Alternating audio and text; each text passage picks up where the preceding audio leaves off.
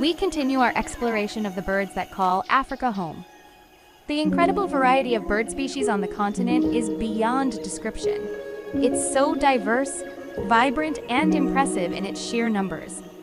Each bird, whether large or small, unquestionably deserves a separate story, and that's precisely what we're striving to do. Join us for a fascinating and engaging journey to discover more about the unique and exceptional inhabitants of the extraordinary bird world.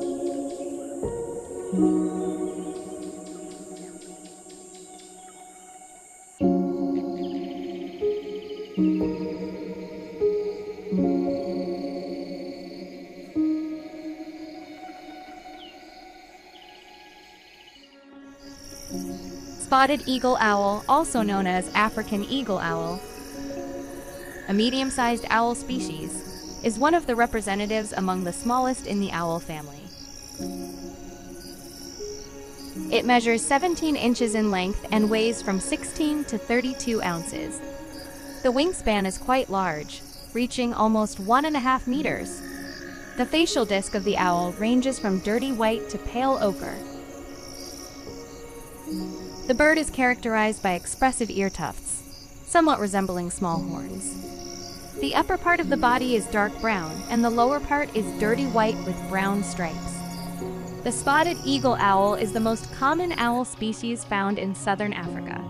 These birds are often referred to as urban owls because they like to nest near human dwellings. Their habitat range covers practically all of Africa south of the Sahara to the Arabian Peninsula. The prey for the African owl typically includes rodents, small mammals, birds, insects, and reptiles. The bird catches its prey by hunting, tracking it in flight, and seizing it with sharp, strong talons. The owl usually swallows the prey whole, rotating its head crisply, taking pauses, and resting between swallows until the food finally reaches its stomach. Undigested remains, such as feathers with bones, are regurgitated by the bird within the next 24 hours after digestion. If the prey is too large to swallow whole, the owl tears it into portioned pieces, a behavior it also exhibits while feeding its chicks. Spotted eagle owls are monogamous, remaining devoted to each other throughout their lives. However, in the event of the natural loss of a partner, they don't dwell on it for too long and swiftly find a replacement. African owls typically construct nests on the ground, but there have been instances of bird nests found on man-made structures such as houses, towers, mills, and supports. The mating season typically kicks off in late July and extends until early February. The female lays 2 to 4 eggs and begins incubating the clutch, only leaving the nest to consume what the male brings her. It's noteworthy that the male takes on this responsibility quite conscientiously, successfully hunting while recognizing that the female cannot leave the nest. In adverse conditions, like during a period of scarcity, the attentive head of the family will preemptively detach the head of a mouse for himself and bring the rodent's body to the nest. This allows the mother to feed the chicks or have a small meal herself if the chicks have not yet hatched. The incubation period lasts approximately 32 days. Chicks hatch in a helpless and naked state, so the main task for the parents is the daily care of the offspring, mainly revolving around feeding.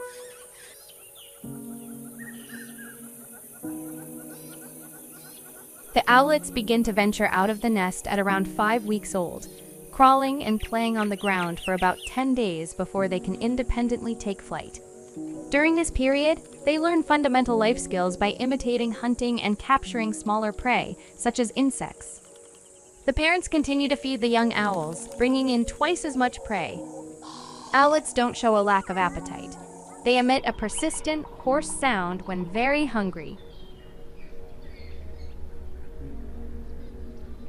Parents can hear the calls of the anxious fledglings from a considerable distance, instantly interpreting it as a signal to bring a sufficient amount of food. At times, overly compassionate individuals, upon spotting owlets on the ground, mistakenly assume that they have fallen from the nest and are suffering from helplessness. It is strongly recommended not to pick up the chicks and avoid excessively expressing love for the harmony of nature in this way. Young owls will manage everything necessary for their experience on the ground and will surely take flight to where they need to go without our involvement.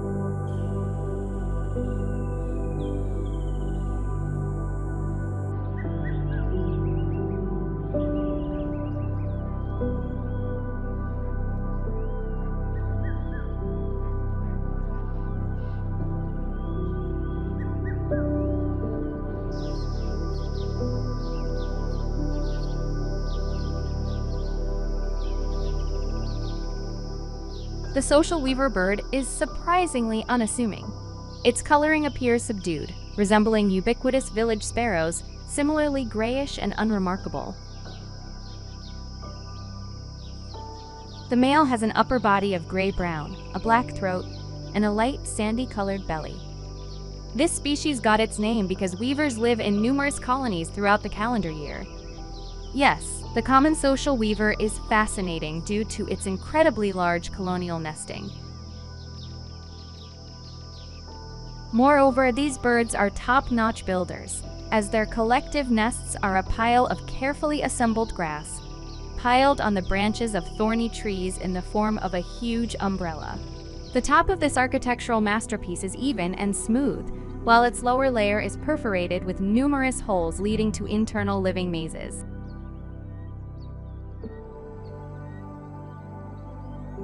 These hollow tunnels serve not only as individual nests, but also as reliable protection from rain and wind.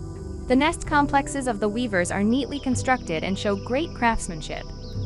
The communal nests of weavers reach lengths of 26 feet and heights of 6 feet. Such a unique family-type dormitory often unites up to 300 individual nests.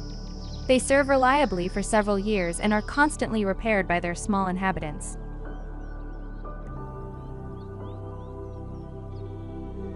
At first glance, the original roof-like structures of the weavers from a distance strongly resemble the huts of natives or stacks of cut hay in a model farm. What is it like, this little unassuming craftsman? The distribution range of the social weaver in West Africa extends in a narrow strip through the arid regions of the continent from Senegal to the Cherry River Basin in the Republic of Chad. In East Africa, it is found in Ethiopia, as well as in the southern part of Equatorial and Southern Africa in Uganda, Angola, and Zambia. The bird is only 4.3 inches long, but is extremely energetic and hardworking. When it comes to food, weaver birds are quite undemanding. They willingly consume seeds, young grass shoots, and small berries. They love bathing, and watching them during such moments is a real pleasure.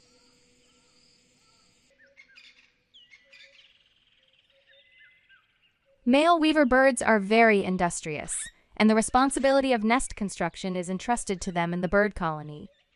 The clutch usually consists of 2 to 3 bluish-green eggs. Only the female incubates them. After 14 days, small and helpless chicks hatch, surrounded by the caring attention of both parents from the first moments of life. The plumage of the chicks resembles that of the mother, with light beaks and short tails. The little ones feel very comfortable in the cozy nest, and within a month they boldly flutter independently to find food and learn valuable bird skills from the adult parents and relatives.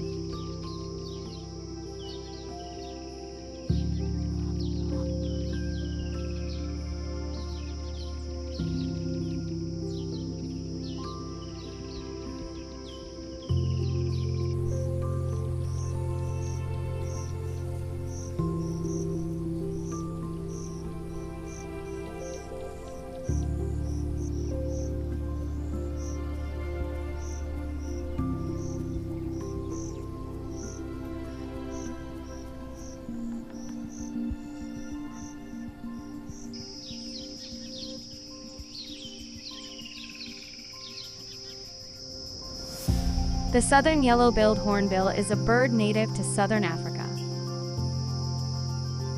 These birds are endemic to dry savannas and can be encountered everywhere, from Angola and Namibia in the west to Mozambique and KwaZulu-Natal in the east, including Botswana, Zimbabwe, and the northern part of South Africa. They favor dry, thorny, and broad-leaved forests near water bodies. This bird is of medium size, measuring from 15 to 24 inches in length and weighing approximately 9 ounces. It has a distinctive, long and downward curved yellow bill. The bill is truly huge compared to its body and can make up to 1/6th of the bird's total size. The average length of the male's bill, for example, is 3.5 inches, while the female's is slightly smaller at 3 inches. The difference in bill sizes is a reliable method of differentiating between male and female yellow-billed hornbills. The casque, a characteristic feature of all hornbill birds, is not very large in our Kalahari bird, but it covers almost its entire length and effectively hinders the bird's forward vision. Hornbills have long tails, short legs, and fused short toes. The yellow-billed hornbill flies strongly and powerfully, alternating short periods of gliding with heavy wing beats. The white plumage covers the belly, while the neck exhibits a gray hue, adorned with numerous light spots and stripes on the black back. Typically, the bird's eyes display a yellow color, though instances of individuals with brown eyes are not uncommon. Notably, hornbills boast remarkably large eyelashes, contributing to their charming appearance against the backdrop of their sizable beaks. The skin surrounding the eyes and in the cheek area takes on a pinkish tone.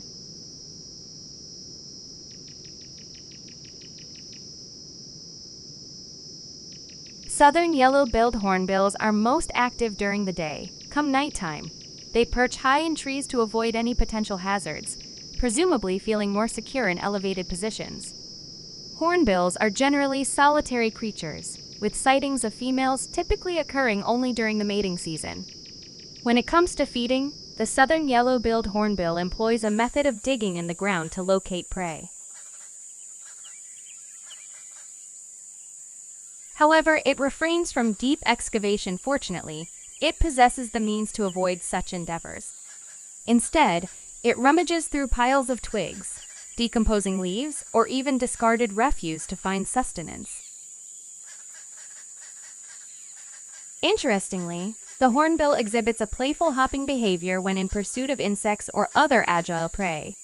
The southern yellow-billed hornbill predominantly sustains itself with arthropods such as termites, beetles, larvae, crickets, and caterpillars. As a distinctive dessert, berries, fruits, and nuts are also on the menu.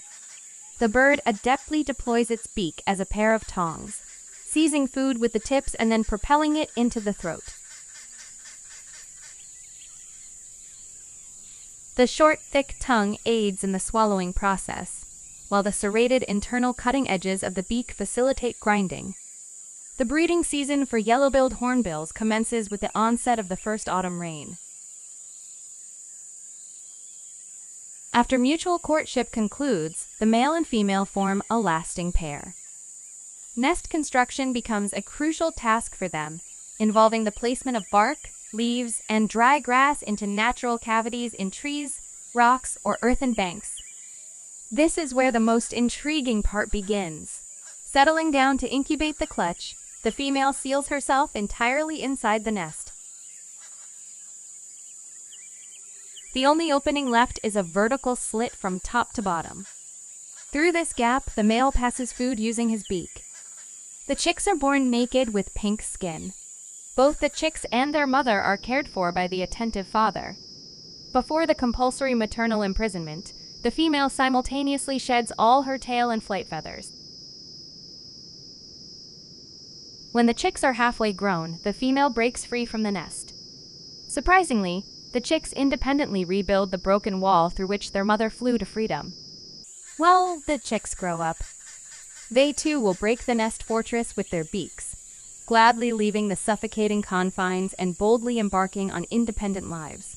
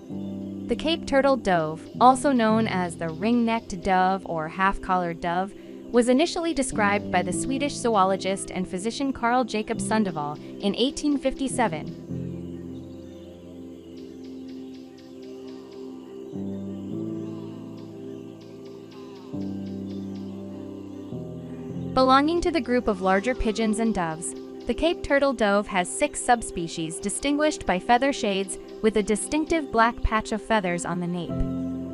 These sedentary birds are commonly found in the open spaces of southern and eastern Africa, exhibiting a stable tendency for population growth.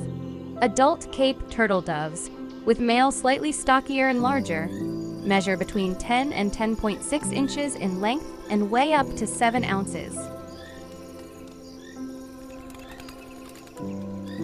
Characterized by strikingly black eyes and beaks and legs colored in dark brown or pink, their plumage features darker shades on the upper part, with dull tones of brown, gray, and lavender on the nape.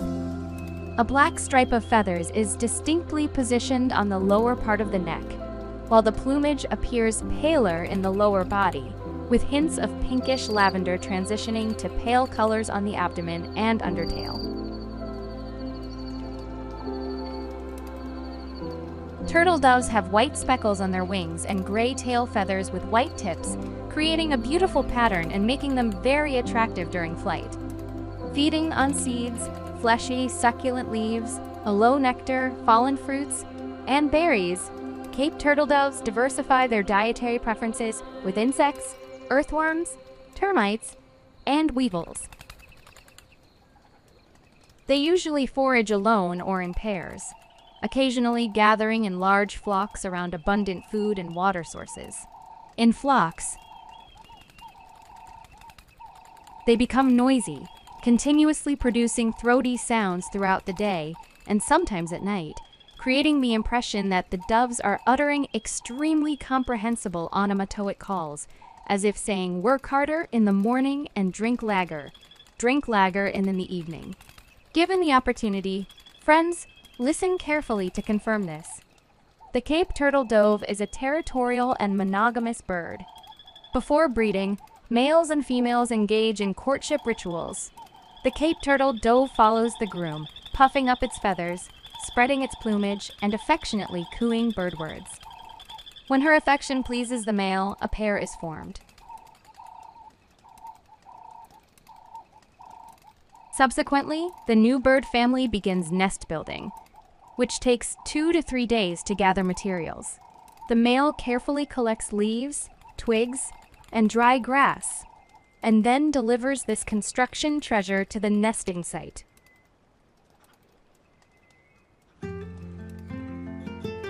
The female lays 2 creamy white eggs, which the pair incubates together for 15 days.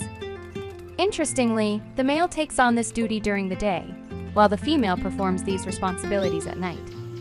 After hatching, the chicks are ready to leave the nest when they reach 14 days of age, and the Cape Turtle Dove pair plans to become parents again.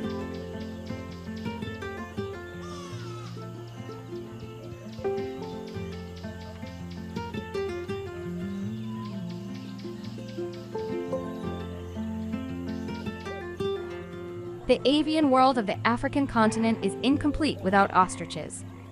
Without diminishing the importance of other birds, it must be said that the ostrich is the hallmark of Africa. This bird is one of the most globally recognized due to its size and unique appearance. Only 1 million years have passed since the ostrich population resettled in Africa, establishing itself in the north, east, and south of the continent.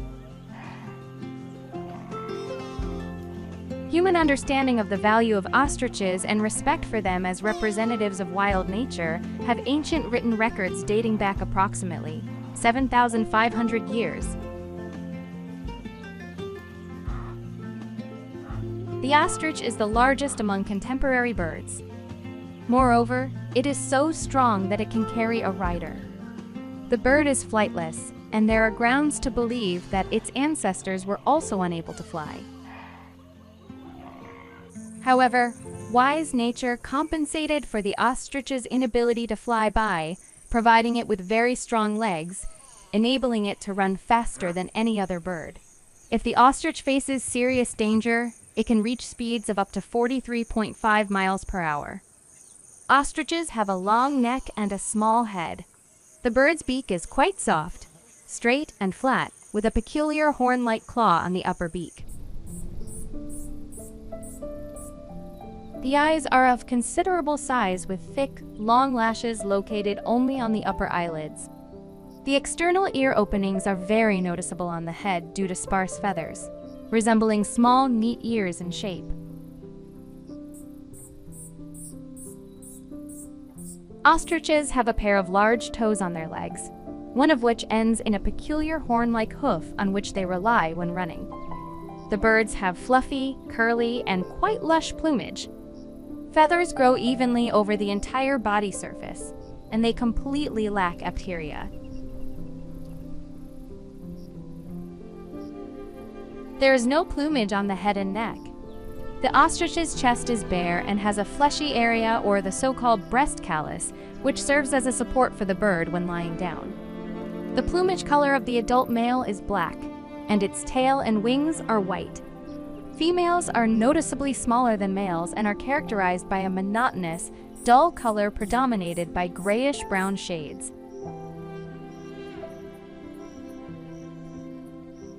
The height of an adult male reaches almost 3 meters, and its weight is slightly over 330 pounds. Ostriches inhabit African steppes, savannas, and semi-deserts, leading a nomadic lifestyle. During running, the ostrich does not use its wings at all. It runs like any other bipedal creature. A notable feature of the ostrich is its significant stride length, no less than 13 feet, and the ability to swiftly change direction without losing speed. Adult birds are predominantly herbivorous, consuming green shoots, flowers, seeds, and fruits, although they may feed on large insects, small reptiles, and rodents opportunistically. Similar to many animals living in water-deficient conditions, ostriches obtain water with their food.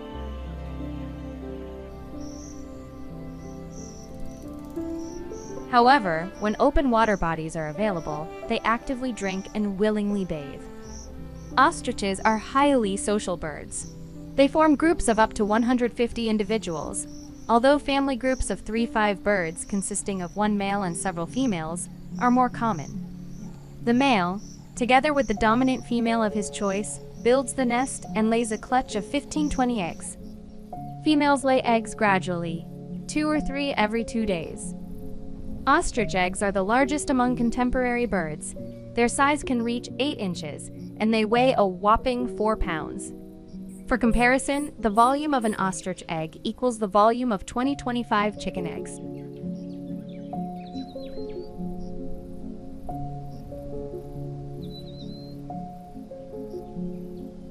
The thickness of the eggshell is also impressive, almost half of an inch.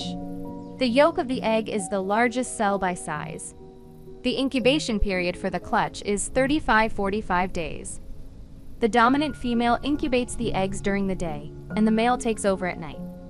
Ostrich chicks are precocial. They hatch with open eyes, are relatively large for hatchlings, are covered in down, are capable of running quickly right away, and even catch insects.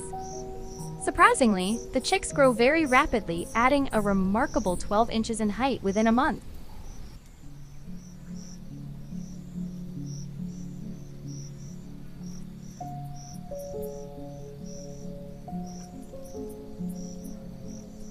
Many of us are familiar with the figurative expression burying one's head in the sand, and we grasp the poignant meaning it conveys.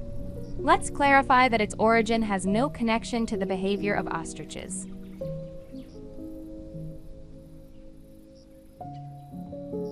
The notion that ostriches bury their heads in the sand when in danger is simply a tale, likely coined by soldiers of ancient Rome, and it has persisted in usage to this day. The idea that ostriches hide their heads in the sand out of fear can be traced back to the lighthearted thinking of the Roman philosopher Pliny the Elder, who claimed that ostriches believe that when they bury their head and neck in the ground, their entire body becomes invisible.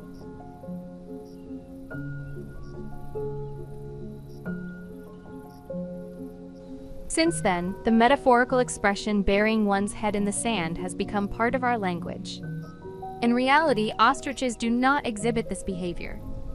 Although, on occasion, you may observe the bird lowering its head to the ground, it is simply picking up and swallowing small, solid gravel and sand needed for food digestion in the stomach.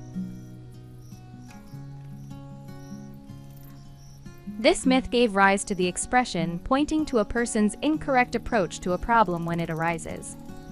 The only creature that often behaves irrationally is a human. That's the one who truly knows how to bury their head in the sand of illusions. Ostrich behavior is an incorrect way to overcome difficulties. Apologies for the guidance, but one should not bury their head in the sand but rather be able to find the right solutions.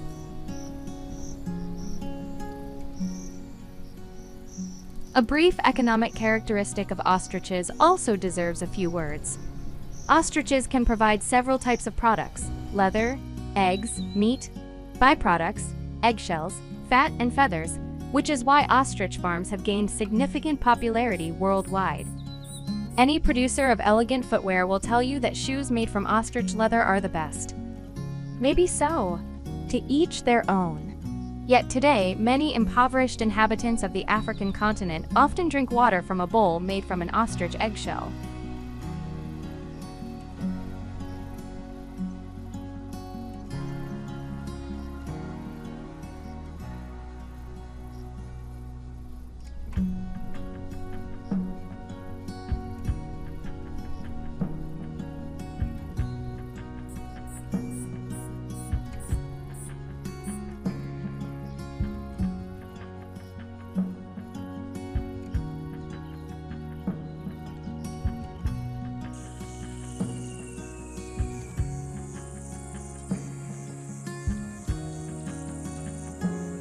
In the wise East, there is a belief that birds do not know how to be sad because nature has endowed them with eternal freedom. When the little hearts of the feathered ones are shrouded in sadness, they soar high into the sky for a long time. The higher, the better. They fly with confidence, believing that the free wind will take away all troubles and the swift flight will bring them closer to a new avian happiness. Let's wish this for all birds. They deserve it.